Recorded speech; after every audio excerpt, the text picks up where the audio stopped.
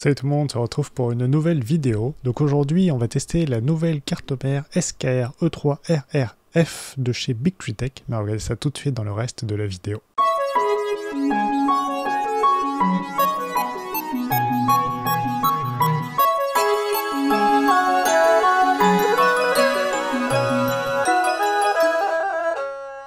Alors déjà, qu'est-ce que c'est RRF? Donc déjà, c'est pour RipRap Firmware, parce qu'on aura deux types de firmware qui seront proposés par BigTreeTech, donc avec Marlin d'un côté et RipRap de l'autre côté. Si on commence par regarder ce qui se trouve dans le carton, on a le fameux petit canard, un câble USB pour raccorder la carte mère en micro USB et un sachet donc avec la carte mère. On trouvera donc également l'antenne pour accorder le Wi-Fi et les jumpers pour activer le sensorless homing. Alors si on fait le tour de la carte, on a les connecteurs pour les moteurs X, Y et Z raccordés en parallèle sur un même driver et enfin l'extrudeur.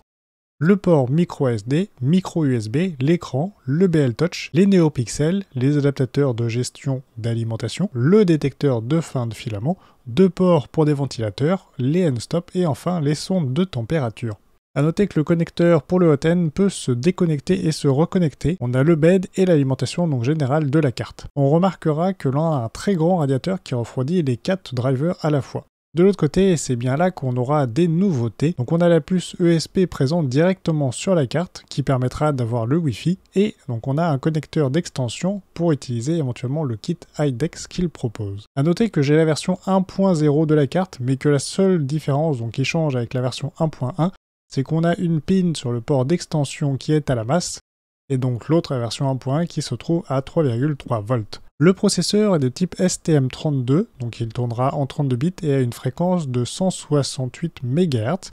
On a deux drivers de type TMC 2208 qui sont silencieux sur l'ensemble des ports pour les moteurs. Le petit jumper de gauche définit la source d'alimentation de la carte. S'il est à gauche, c'est l'alimentation donc normale et s'il est à droite sur le port USB, ce sera donc l'alimentation USB qui sera utilisée. Les 4 jumpers présents sous les drivers permettront d'activer le sensorless homing, donc il faudra ensuite le configurer. A noter qu'il n'y a pas de port pour pouvoir raccorder le ventilateur qui refroidit en permanence le radiateur du hot-end. Il faudra donc par exemple le brancher en parallèle de l'alimentation de la carte, donc comme je vous le montre justement ici.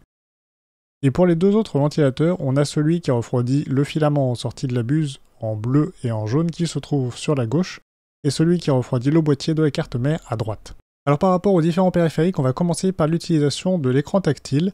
Donc pour l'utiliser, c'est extrêmement simple, il suffira de le raccorder à la carte mère via le port qui se trouve juste à gauche du BL Touch et ça fonctionnera directement. Donc du côté de l'écran, il faudra brancher le câble sur le port RS232 de l'écran et sur le port X3 qui se trouve en haut à droite. Ensuite, côté carte mère, les connecteurs avec les 4 fils attachés donc, seront en bas et le câble de reset seul sera en haut. Donc comme je vous le montre justement ici. Donc déjà on va commencer par aller voir la page de BigTreeTech sur GitHub et on va cliquer sur l'onglet Repositories et on va chercher ici RRF. Donc on l'avait juste en dessous mais c'est pas trop grave. Et là on va pouvoir cliquer donc sur ce projet. On va faire code et on va cliquer sur Download Zip pour récupérer tout ce qui se trouve dans ce dossier. Donc c'est-à-dire les données pour donc, les schémas 3D, les informations liées notamment au processeur, le firmware et ensuite le hardware. On pourra déjà d'ailleurs ouvrir le fichier de pin qui pourra nous intéresser plus tard pour faire notre câblage. Donc une fois qu'on a téléchargé le fichier zip, donc on retrouve cette archive qui une fois décompressée nous donne ce dossier dans lequel on va aller. Et donc on va aller dans firmware, Marlin, Ender 3. Là on voit qu'il y a déjà donc 3 fichiers qui sont présents, le fichier firmware de base, donc avec l'imprimante qui est sans modification, le firmware avec le BL Touch et enfin le firmware avec le BL Touch et le Z homing. Et ici on trouvera donc le dossier avec le projet Marlin. Ici on va pouvoir faire clic droit et ouvrir avec Visual Studio Code. Donc par rapport à Visual Studio Code, j'ai fait une vidéo donc de présentation et de configuration de l'outil sur Windows et une autre sur Mac. Donc je vous les mets en lien dans la description si jamais votre environnement de développement n'est pas encore en place. Donc ici on voit que l'environnement justement du projet, donc sur plateforme io.ini, et donc le BigTreeTech E3 RRF. Ensuite, on va aller donc dans le dossier de Marlin, et on va ouvrir les deux fichiers configuration.h et configuration.advanced.h. Donc une fois que notre projet est modifié et donc validé, On va pouvoir faire la petite coche en bas à gauche pour faire le build, ou aller dans la petite tête d'alien, descendre, descendre, descendre, et donc on va essayer de trouver notre Bigtree E3 RRF. Donc dans cette partie-là, on pourra avoir différents scripts qu'on pourra utiliser donc pour pouvoir notamment build notre projet. Donc en cliquant ici, on va pouvoir build notre projet. Et donc c'est quelque chose que je vous explique là avant de commencer à faire les modifications. Mais évidemment, c'est ce qu'il faudra reproduire donc à chaque fois par rapport aux différentes modifications. Donc par rapport à l'ajout des nouveaux composants qu'on va mettre sur notre carte mère que je vais vous expliquer juste après dans la vidéo. Donc notre compilation s'est effectuée avec un succès, donc maintenant on va pouvoir récupérer notre fichier en haut à gauche dans notre projet, dans le dossier .pio, build, notre environnement, et enfin le fichier firmware.bin qu'on pourra tout simplement drag and drop sur la carte microSD et l'insérer sur notre carte mère. Une fois démarré, va installer donc dans le firmware et ce sera donc terminé. Donc il faut bien garder le nom de firmware.bin exactement comme c'est écrit ici.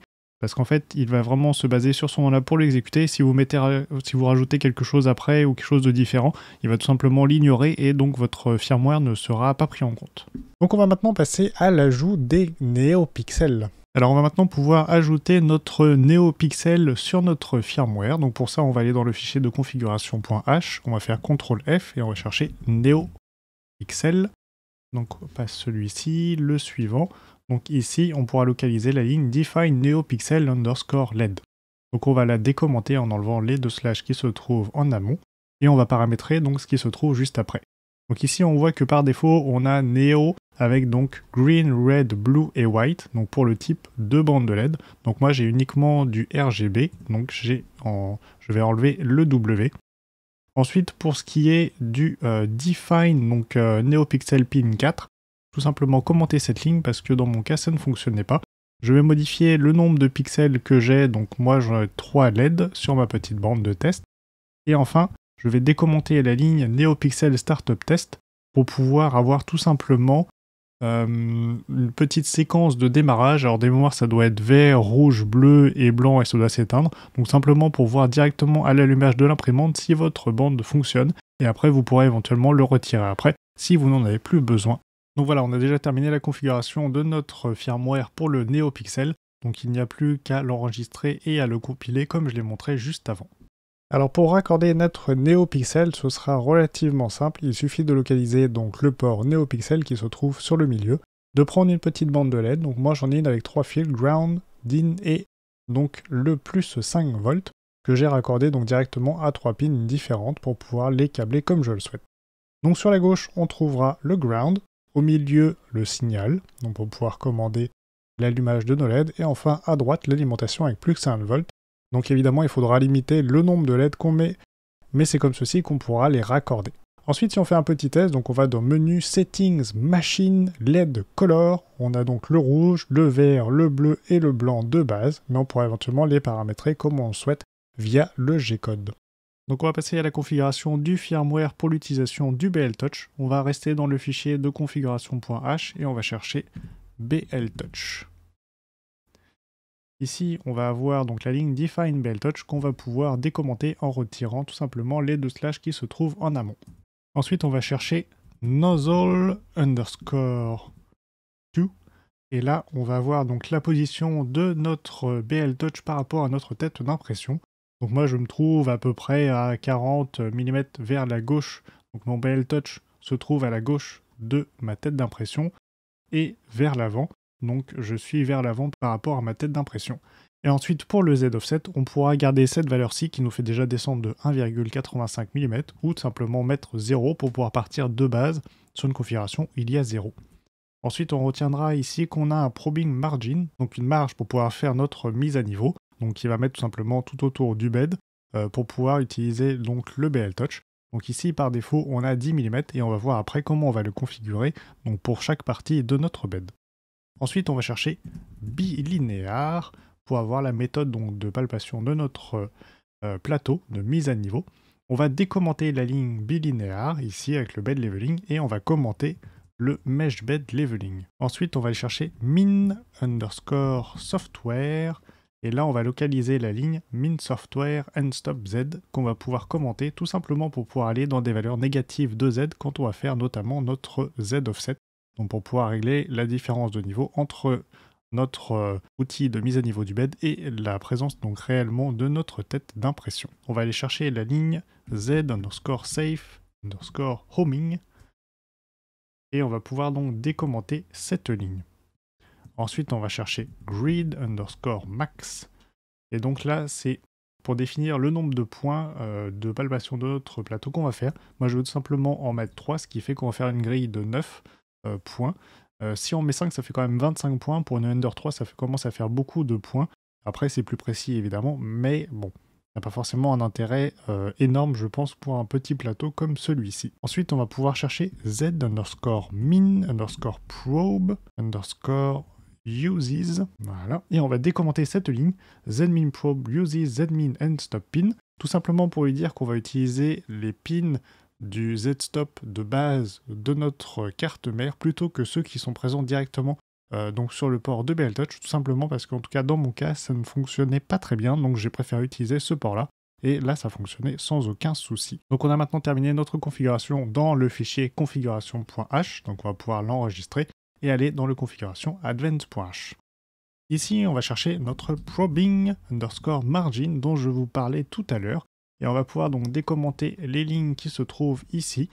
Donc de base, on voit qu'on a 10 mm donc tout autour de notre bed. Après, on pourrait éventuellement mettre un petit peu plus sur l'arrière et sur l'avant en fonction de ce que vous pourriez avoir comme système de maintien en place de votre bed. Tout simplement des pinces ou des choses comme ça. Donc si vous voulez le modifier, c'est à cet endroit-là que c'est possible de le faire. Après, vous faites comme vous voulez, c'est vous qui voyez dans votre firmware. Une fois que c'est terminé, on enregistre, on compile notre projet et on l'envoie sur notre carte mère comme je vous l'ai montré un petit peu avant dans la vidéo. On va maintenant raccorder notre BLTouch, donc qui compose, en tout cas pour celui que j'ai, 2 connecteurs, donc marron, rouge et jaune. Donc une fois qu'on a localisé le Z-Probe, on va pouvoir donc le connecter avec le marron en bas, le rouge au milieu et le jaune en haut. A noter qu'il faudra laisser libre donc les 2 pins qui se trouvent en haut. Et on va prendre donc le connecteur blanc et noir qu'on va mettre sur notre Z-Stop avec le noir à gauche et le blanc à droite. Donc on aurait pu utiliser normalement, les connecteurs se trouvent juste à côté, donc sur le port du Z-Probe, mais par contre pour moi ça ne fonctionnait pas. Donc je suis passé par le Z-Stop et là ça fonctionnait très bien. Donc après il faudra le voir éventuellement dans votre cas pour switcher et éventuellement interchanger le noir et le blanc si ça ne fonctionne pas.